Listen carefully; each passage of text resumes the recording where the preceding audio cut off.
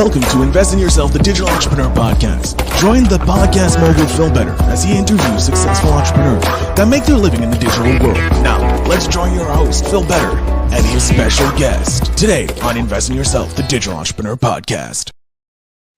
Ladies and gentlemen, welcome back to Invest in Yourself, the Digital Entrepreneur Podcast. I'm, of course, your host with the most, Phil Better, and today I am happy to have a TEDx speaker, TEDx organizer, a TEDx, or just an amazing person altogether, university professor, Elena Paweta. Helena, thank you so much for being a guest. Hi, Phil. Thank you for inviting me. How are you doing today? And I'm so excited to talk with you. So first of all, how are you doing today? I'm doing great. Great. Thank you. Thank you very much. No problem. So Elena, you're a communication coach, you're a speaker, TEDx organizer. You've organized the TEDx Women's Conference for 8 years in Poland. You're a university professor. Let's just have a quick rundown about who you are from you. Introduce yourself to my audience. Yeah, so first of all, it's a pleasure to be here. Thank you so much for having me. And I must say that I have several different perspectives on business and entrepreneurship. As you mentioned, I'm a university professor and I'm a researcher. So I've been looking at entrepreneurship and business from a researcher point of view. I have written several articles. I have a book about global entrepreneurs. I did a TEDx talk about entrepreneurs. But on the other hand, I have my personal experience as an entrepreneur, as I have a communication coaching business. I'm an executive communication coach, and this is what I do. I'm doing trainings, workshops on public speaking, on effective communication, on negotiations. And I think that those experiences allowed me to look at business, at entrepreneurship from both sides, from the theoretical perspective and also from my own practical perspective.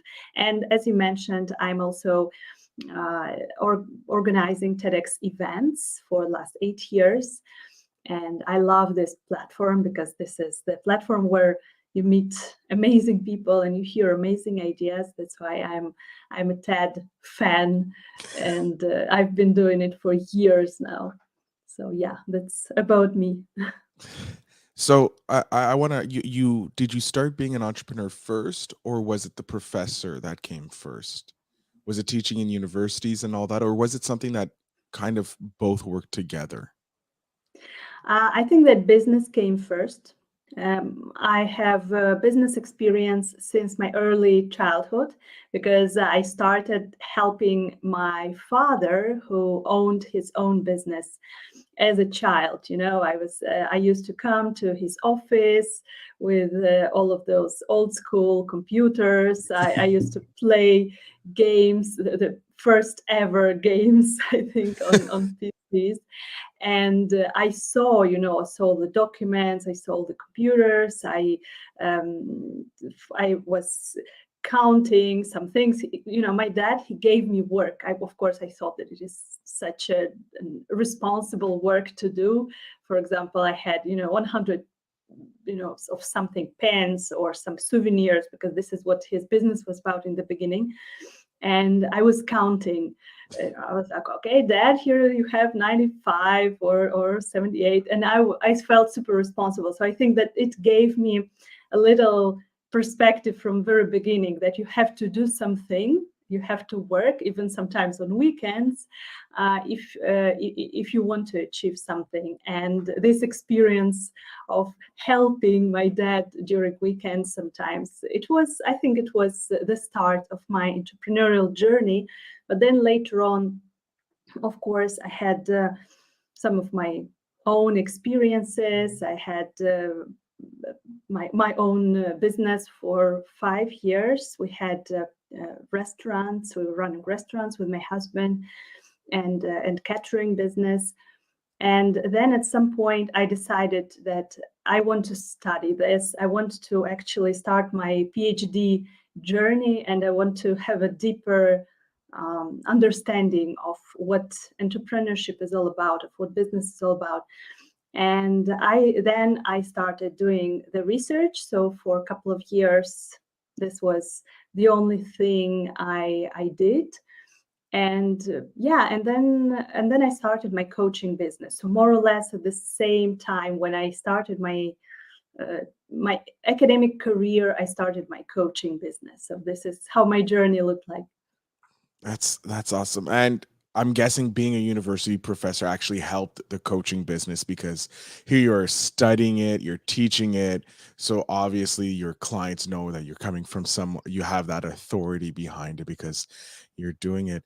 Um, how was it starting two ventures at the same time? Because you're teaching kids or you're teaching your students about entrepreneurship, about the business world. At the same time, you're trying to build up your coaching business. How was that juggling act, if you will? Uh, very often they say that you have to do only one thing to be the best in it.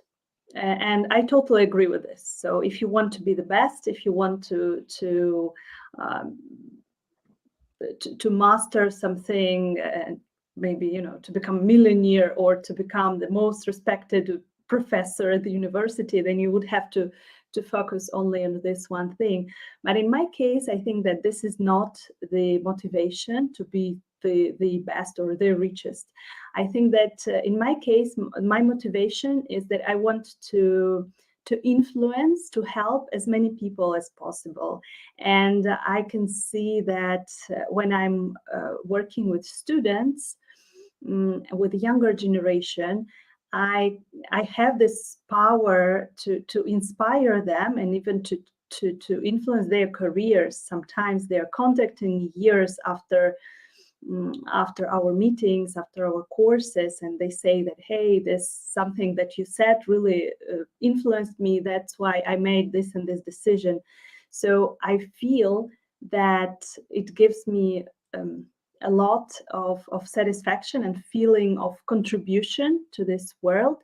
But at the same time, by working with business professionals, working with groups of managers, of executives, I can see that they are lacking a lot of those soft skills that they did not maybe have the chance to practice, or they did not have study this at the university, right? This is not something that we study in school, that we learn at school, unfortunately. But I think that this is so important.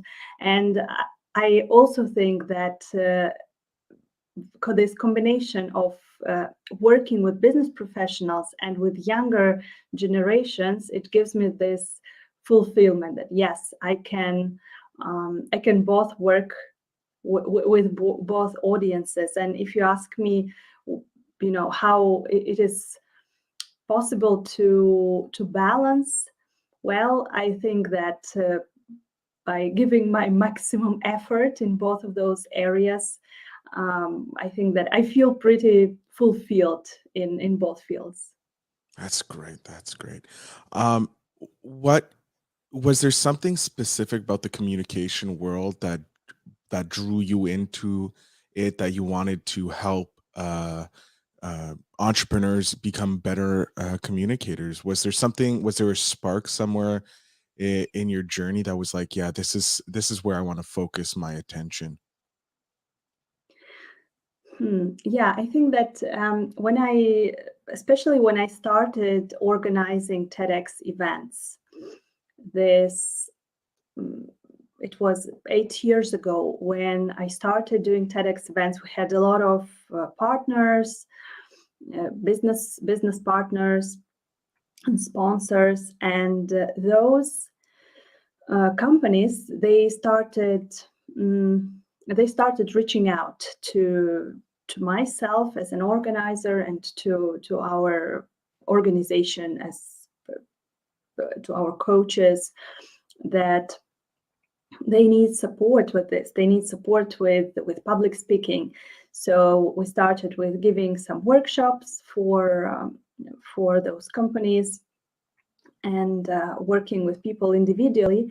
And this is when I realized that there is a need, that there is a problem that exists, that many business professionals, they are the best in their areas, whether it is accounting or finance or human resources, but there is a gap in this interpersonal communication, negotiation skills, sales skills, and therefore, after some time of doing those workshops, I also did a trainer certification.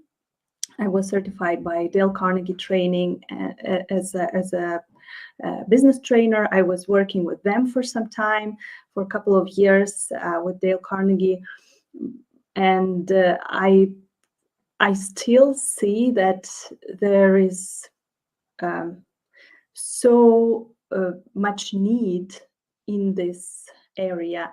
And in order to change this, I would say that we not only need training and coaching for business professionals, but also I see the need that we really need to include those soft skills and pay attention to those soft skills during our early education, during our school years, university years, because this is the just the basics of everything, right? Communication with other people, how we listen to others, how we respond to others, how we disagree with others, how we express our opinions. And we very often see this even on social media, that people are not able to express their opinions without offending other people. And when we have to work in such environment, it can be really a big problem. So yeah, I think that that's why this area is so important. Yeah, no, I can vouch from my personal experience, interpersonal communication, the ability to hold a conversation, to negotiate, and all that are very important skills that we are lacking in our educational system, because we get the hard skills, the math, the sciences, and all that. And yeah, that's great. But when you have to do an interview with people, you need to know how to communicate with them. You need to know how to do the next level of getting them to give you the responses you want, or when you are on a 10x speech stage giving that speech, you need to be able to be confident in yourself and be aware of what you need to say. So, or even if it's in the boardroom, those skills are so important to get your point across. So at least we have an expert here on the podcast sharing her story with us. I do want to know, how did you get involved in the TEDx? Because I think you are the third TEDx speaker we've had on the show. And I'm always interested, how did you start? Like, I know how you get into giving a speech, but we've never had an organizer on the show. So how did you get into that world of organizing TEDx? Yeah, I remember it was a spontaneous decision that led me to this 8 years crazy journey. I was sitting with my friends. I think we had a meeting of Toastmasters Club, and then we had an after party. We were sitting and chatting that, hey, TEDx events are amazing. It would be great to have one in our city. And someone said, yeah, I remember there was an event, but now they're not organizing it anymore. Yeah, now we don't have any organizers. And then I was like, guys, we should do this. Let's do this. And then everyone came back home and we forgot about it. But I did not forget. I came back home. I started doing my research on how to become an organizer. And actually, it is very easy. You just have to apply for a license, write to TED that you want to have this local TEDx event independently organized by the team. You need to show that you have a team, that you have some ideas that you want to share. And hey, and I received a license. I think that in the beginning, the first time I did not receive it, and they said no because something was wrong with my application. Then I fixed it, and then I received it. And I think I remember in the beginning I was like, wow, really? It was just such a spontaneous decision, but here I am. I have to do this because now I have it. That it is on TED.com website that I'm the organizer of this event. What should I do? I've never done it. But I remember that I reached out to my friends on Facebook. I just wrote a Facebook post that, hey, I'm organizing this event. Would you like to help me? And I received a lot of feedback from my friends, from some people that I did not really know. And they said that, yeah, I would love to help. So we just had a couple of meetings. We shared the work that we have to do. And yeah, and we organized our first event. Was very, uh, I remember we did not really know what we are doing, but we were very proud of it. So when we saw the result, when we saw the talks, we were like, wow, we should do it again. And so this is how it started. So this is now it will be year number 8 when we are organizing this event.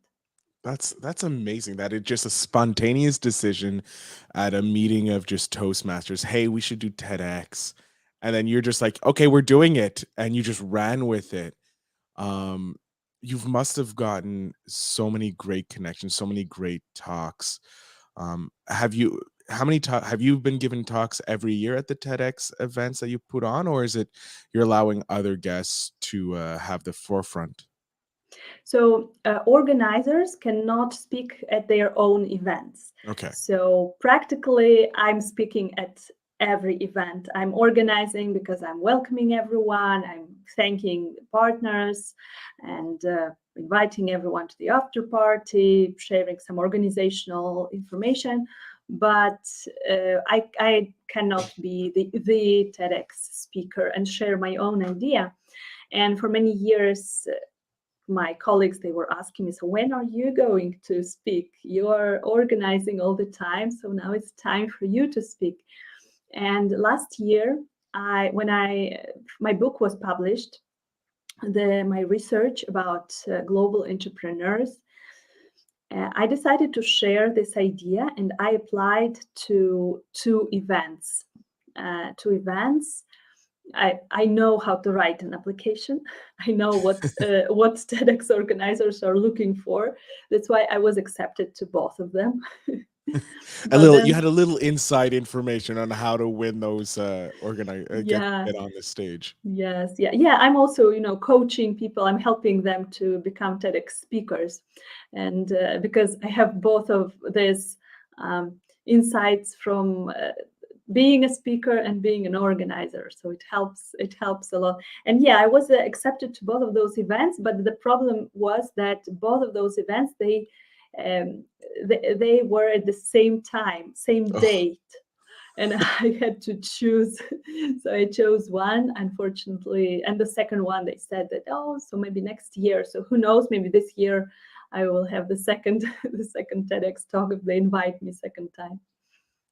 that's awesome. I do want to talk about your book. Do we have the name of your book here? Hold on. I think I do. No, I don't. So, what is the name of your book?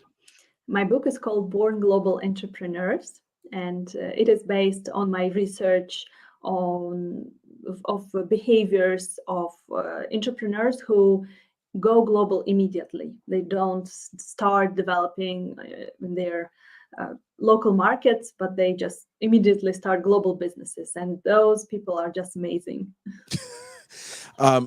Speaking about those people, how many? Obviously, this is a book more on research and the skills that they have. How many global entrepreneurs, did you look at? So presented some, statistics and things like that, more macro things. But also I had eight case studies where I actually had interviews with those people, and I described their behaviors, how they what is their mindset. So I looked at two things: what is their mindset like, how are they thinking, how are they perceiving the world, and the second thing is how are they behaving on the market.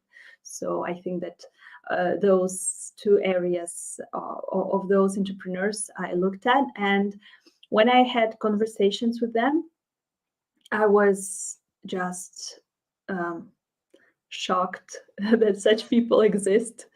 And I must say that it influenced my business career as well. When I was doing my research and I was talking with those people, it's like, wow, they just don't see any borders. They don't see any limitations. They turn every problem, every challenge into opportunity.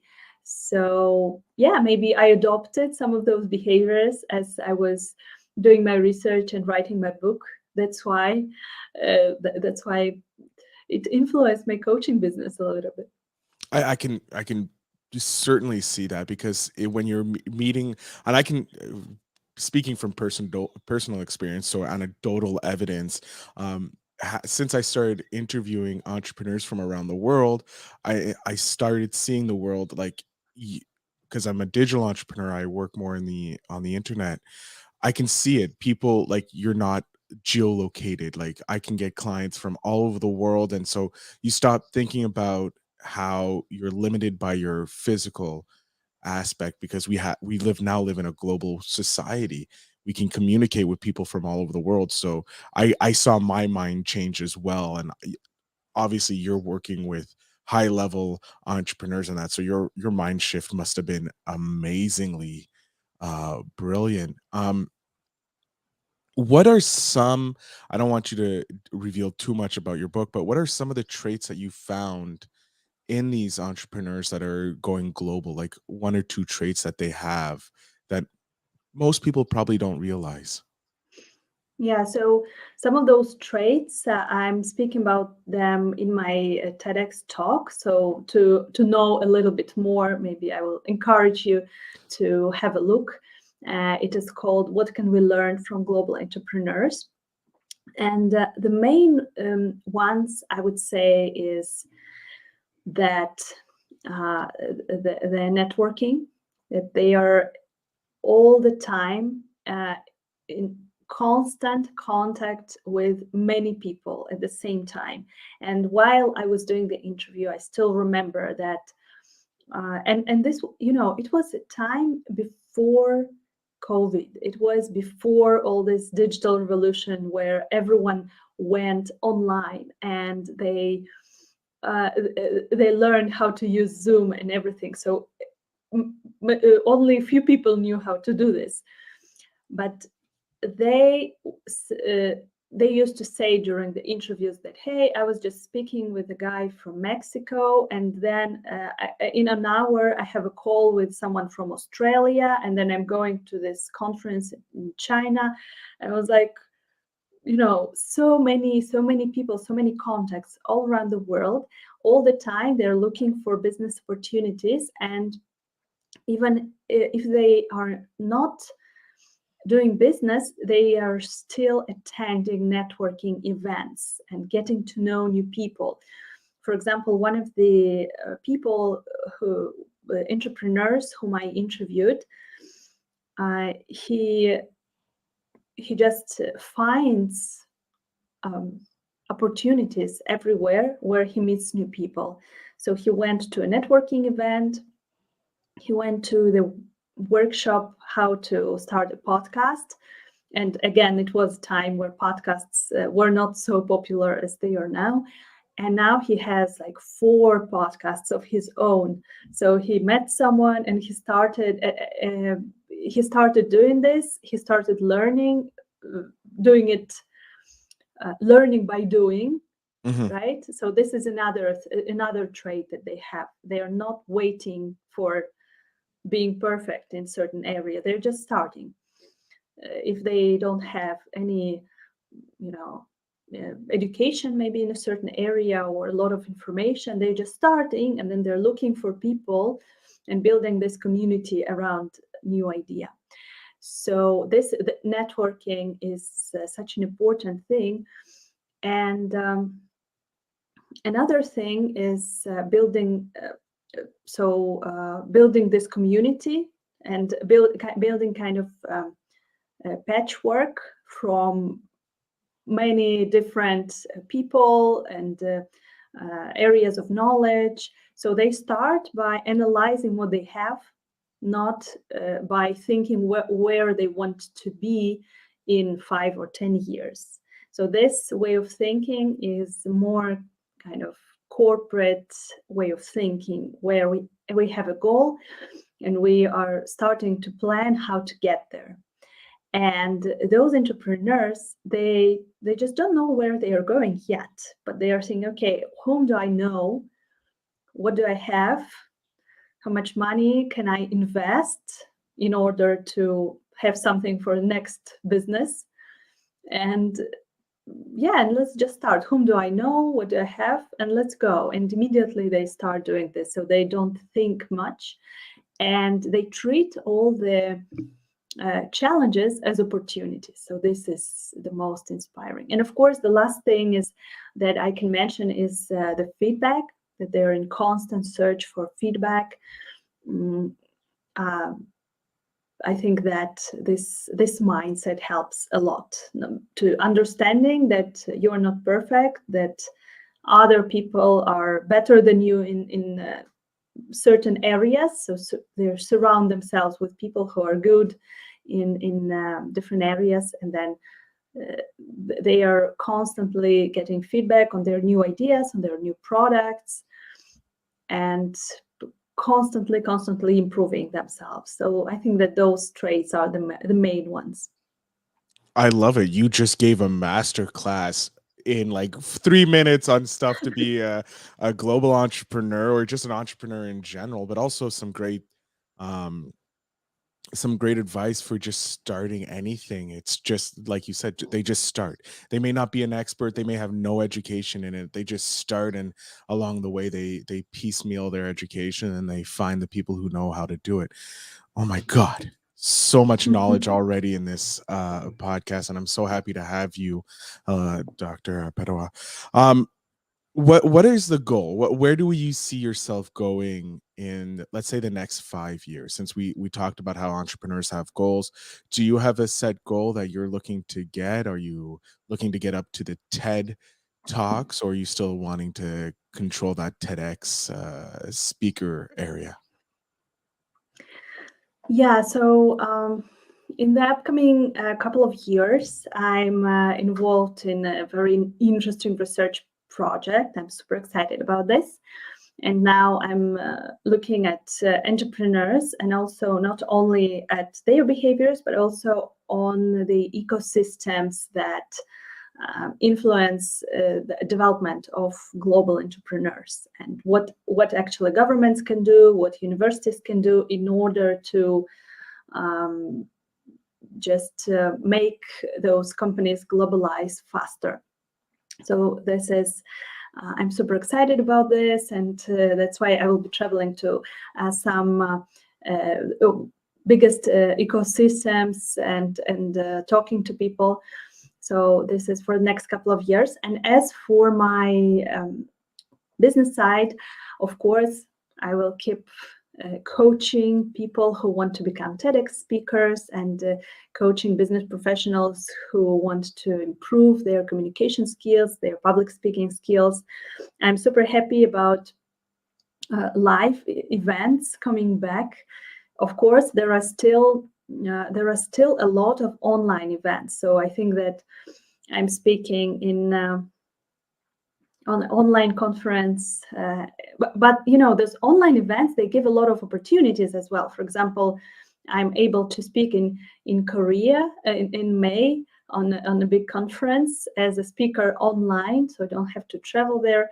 But at the same time, I will be working live in Kenya at the same time when the other conference will take place. So I'm like, wow, this is cool that this hybrid space allows this. But I'm happy that live events are coming back, because working with groups, working with people live, it gives you amazing opportunity to actually be there with people and to feel them, to respond immediately to their doubts. And of course, in the communication, I think that this interpersonal live communication is very important. That's why I'm happy that some of the live events are now coming back, but still I'm working online a lot with my clients. I have a lot of online clients. So I think that this will be the business challenge for the next couple of years, to be able to manage all of the live opportunities that keep coming back, and to still manage my online clients and be able to find the balance between both of them. So you have now fully stepped into being a global entrepreneur, because you are now working everywhere. You're having the abilities to like, you're working in Kenya on your next project, but as well continuing on your business practices, being a speaker and that. So you have essentially become a global entrepreneur. You've studied them and you've now become them. That Yeah. is amazing. Elena, I want to thank you so much for being on the show. I'm going to jump off the stage right now. I'm going to let you have the last little bit here. Let my audience know where they can find you, how they can connect with you.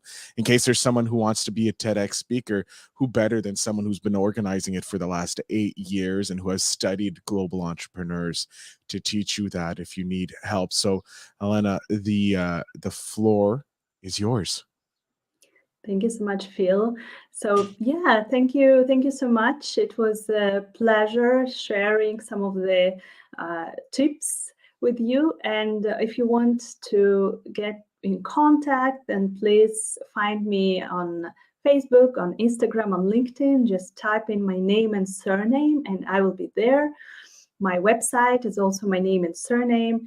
I have some free giveaways for you. If you are interested in becoming TEDx speaker, then you can download the guide how to become a TEDx speaker, which is free. You can also schedule a short call with me, 15-minute call, where we can discuss your issues connected with communication and with your TEDx idea if you want to become a TEDx speaker. And you can do this on my website. So I would be happy to chat with you.